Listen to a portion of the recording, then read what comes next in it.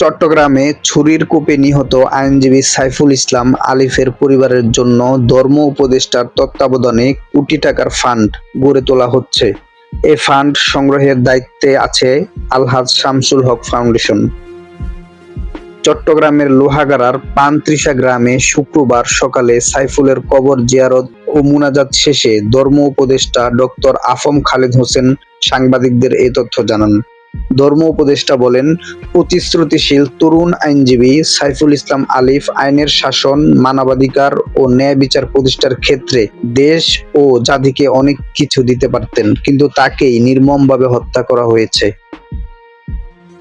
এই জঘন্য হত্যাকাণ্ডের সাথে যারা জড়িত তাদের কাউকে ছাড় দেওয়া হবে না।